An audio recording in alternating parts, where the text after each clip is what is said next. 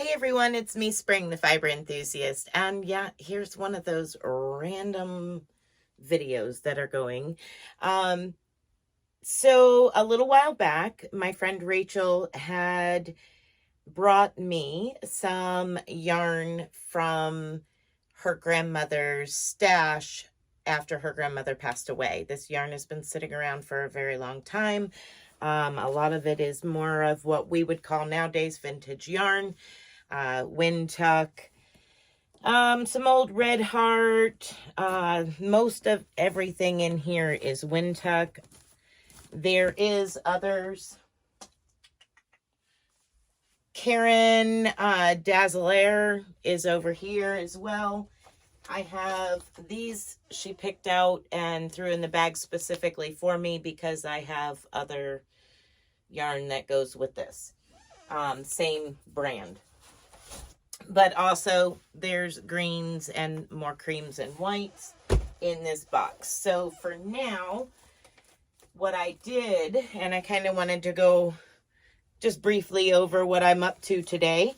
I decided to pull out a couple, some of the blue, the brown, and some of the cream that were all same color. And I'm going to start warping my 32-inch chrome ski loom. I will be using one heddle this time versus when I was working the diamond twill placemats for the kitchen table. I was using two heddles, but this time I'm only going to be using one heddle this time, but I am going to be using some pickup sticks to go through and pick up sequences of strands. So each pick, which I'll get into more when I'm actually doing the video on that part, but each pick will have a different amount of threads. And for today's warping, I am going to more than likely do the entire warp with the exception of the outside trim section. I'm going to be doing it in all this cream color wind tuck. And then the outside I will probably do in black. More than likely, just to do a nice, so much wide trim. And then we will be doing a design in the center. But I will be using pickup sticks and so on and so forth. So I just wanted to kind of get in a little bit. I have my warping peg over there. So I'll be pulling from here, walking the yarn to the peg and back, and constantly doing that until my complete heddle is full, because I want to make this wide enough. In fact, I can show you how wide it will be. This is a previous project from Scrap Yarn, and this is how wide it will be. So what I'm going to do is make it that wide and long enough to be a lap throw. So let's go ahead and get started. I'm going to start warping this up, and I will change once I have it warped. I will change over and show you what I am doing on the actual loom. Okay, so all I'm doing here is I am tying on to my back bar, and then I'm pulling through the holes on my heddle. See if I can get it to where you can see it here. So it's coming through the holes on the heddle. Now later on you'll get a better view of those holes in the heddle. So I'm pulling 2 strands through the hole, and I will be taking it over to my warping peg. So when I come over here, you'll know what I'm doing. I'm going to change the view so you can see the warping peg now. Okay, so now you can see the warping peg right there at the corner of the desk. So that is what I'm going to do. I'm going to be showing you me pulling it over there and putting it onto the warping peg. Give me just a second. I've got a monstrosity of yarn here. There we go. Maybe now it'll be good. All right, there we go. That's better. So all I do is pull the 2 strands all the way over here to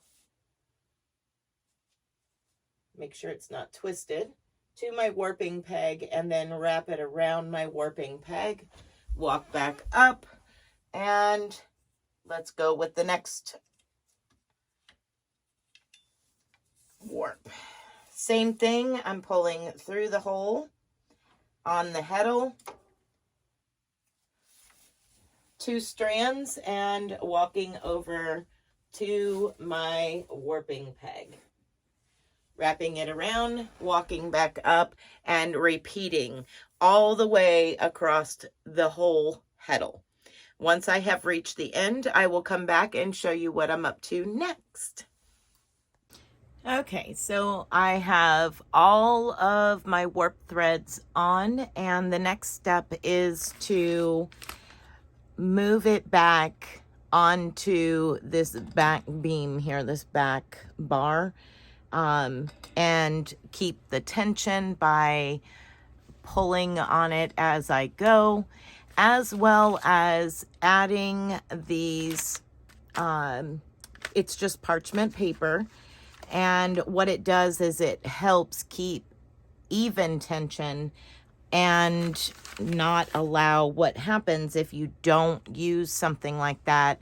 What happens is your threads get like this and very uneven tension, where with the paper back there, you have more of this effect going on, and it's more level and even tension. So that's what I'm getting ready to do. Basically, all I do is drop the paper down below, tuck it up underneath this back bar, and get it all nice and snug up under. And I'll do both of them while I've got you here.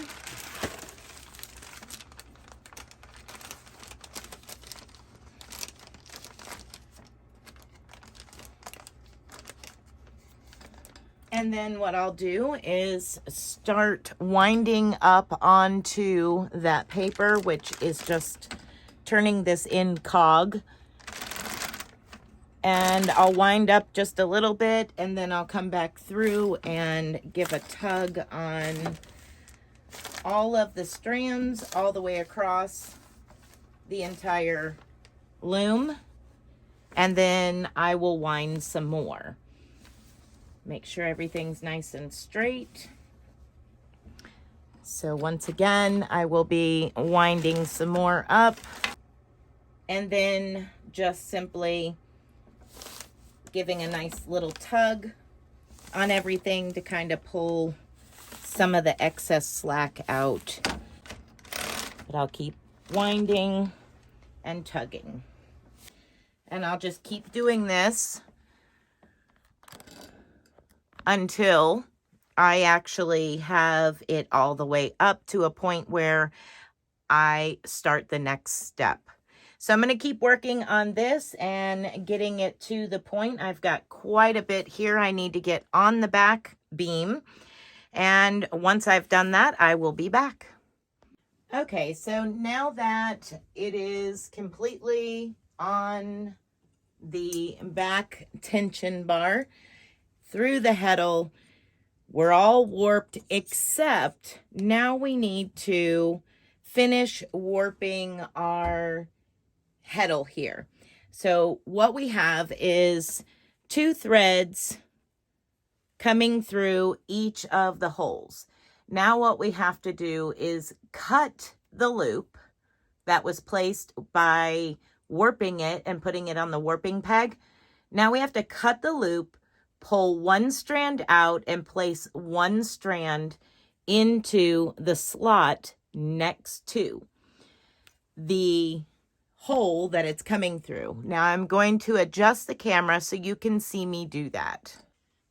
Okay, so here we have our 10 total strands of black, 2 through each hole for 5 holes. Now I am going to be working from right to left. So when I pull this one forward, I'm going to cut the loop, which I will do now. Cut the loop. Then what I'm going to do is I'm going to pull from back behind the heddle the strand on my left side of the hole. So I have the 2 coming through the hole, and I want the strand that is closest to the slot to come out of the hole. And now I'm going to pull it through the slot. So now I have 1 hole thread and 1 slot thread.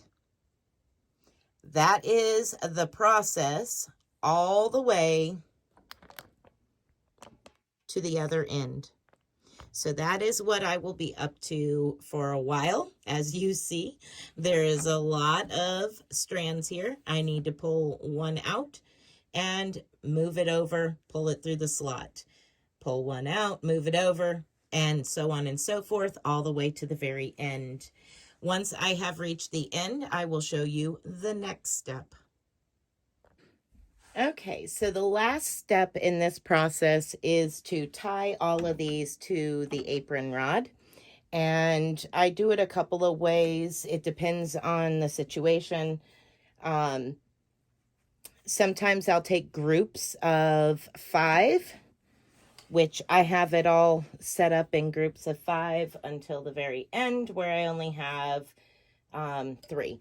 And what I mean by 5 is there's 2 strands here, 2 strands here, 2 strands here, and there's 5 groups of them. So what I do is just split them down the center and put them under the apron rod, bring them up, twist. Hang on. I got to give myself a little more slack. Okay. So I bring them under the apron rod.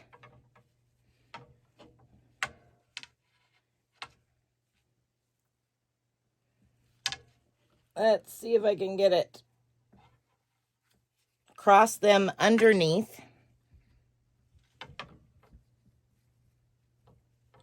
Bring them back around, and then what I do is cinch them a little bit and just do a simple knot like that. Then I'll go to the opposite side and I will do it.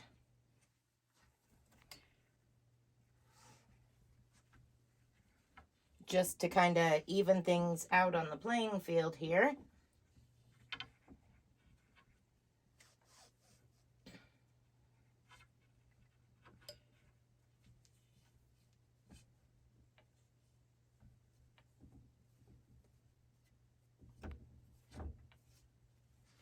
And then I can tighten this one up to match. I can just pull it and tighten it, and pull it and tighten it until my apron rod is even across.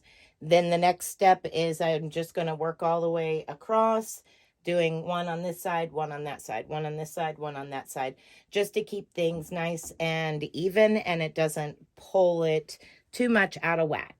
So that is all I am up to and what I've been doing. The next time you see this, I will be doing a demonstration of how to weave the houndstooth. and with one heddle and a pickup stick. And what I mean by a pickup stick is this right here.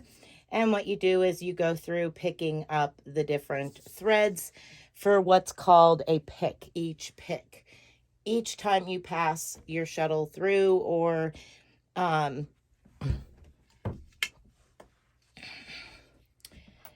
your shuttle stick or your boat or whatever it may be that you're using to take your threads back and forth for the weft. So that is going to be in the next video of this particular setup. So until that video, thank you for watching. I appreciate each and every one of you. Be blessed, be a blessing, and until next time, bye for now, everyone.